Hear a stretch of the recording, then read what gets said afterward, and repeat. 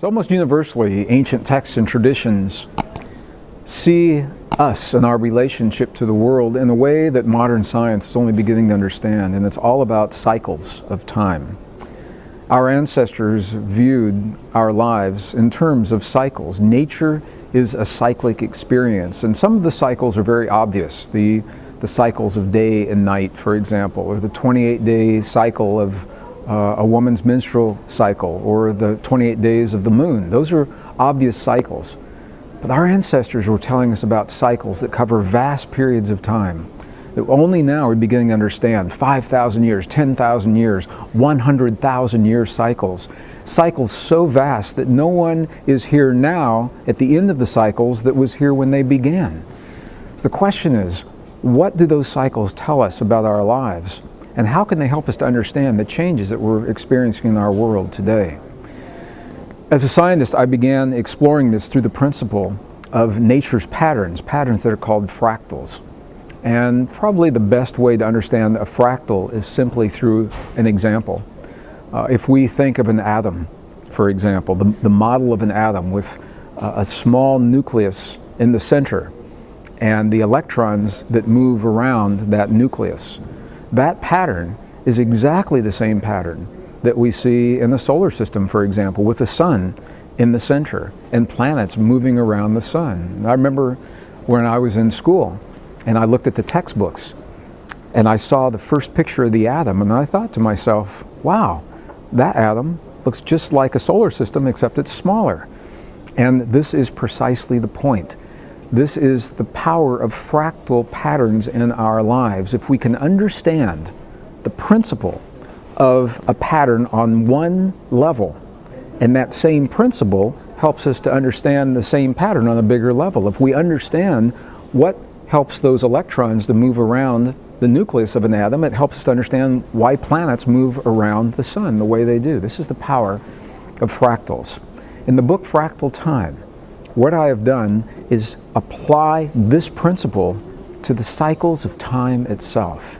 And it says that if we can understand the little patterns of the past as they repeat in the present, it gives us insight into the things that happen in our lives. Cycles of love and romance and abundance, or lack and loss and hurt. If we can understand the cycles in terms of our civilization, the entire rise and fall, cycles of war and peace in great civilizations does repeat, and it repeats with a regularity in terms of patterns, fractal patterns that we can understand and apply in our lives. This is the power of fractal time. It all begins with the understanding of a cycle. When a cycle begins in our lives, the cycle begins with what is called a seed event, S-E-E-D. A seed event sets into motion a pattern of energy that will continue and repeat time after time until something changes that pattern. And it will follow a rhythm. It will happen on a cyclic basis using very, very simple mathematics, the same mathematics that govern much of life as we know it today. In the book Fractal Time, what I've done is explore this principle and developed a very simple calculator, a time code calculator, that allows us to identify seed events from the past, any time in the past.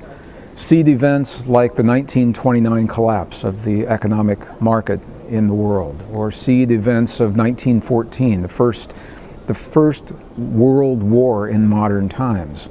Seed events of joyous things as well. They don't have to be bad things.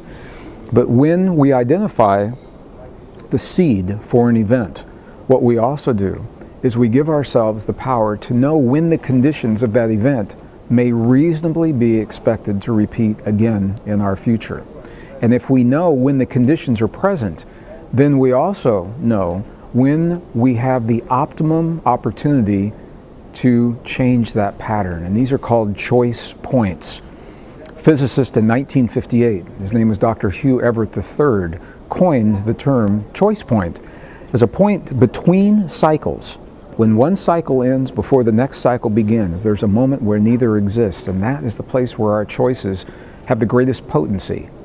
And while we can certainly choose at any time in our lives, at the places where the choices have the greatest power, that is where we have the greatest opportunity to change the patterns of the past.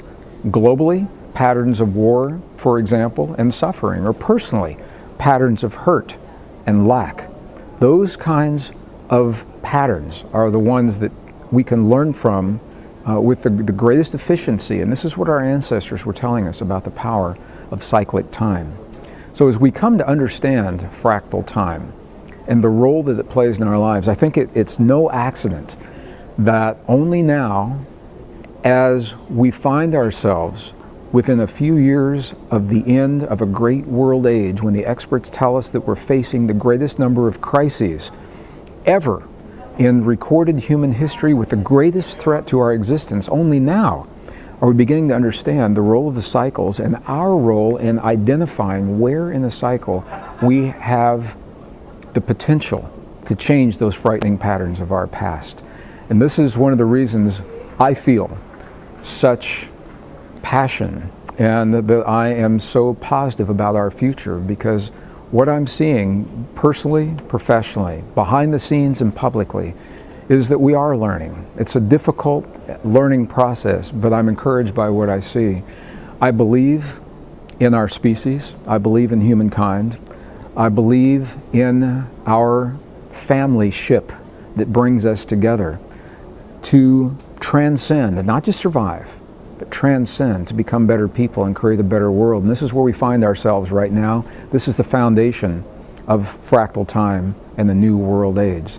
I want to thank you personally for all that you do to become a better person in your own life, and by doing so to create a better world, because our individual choices become our collective answer to this time in history.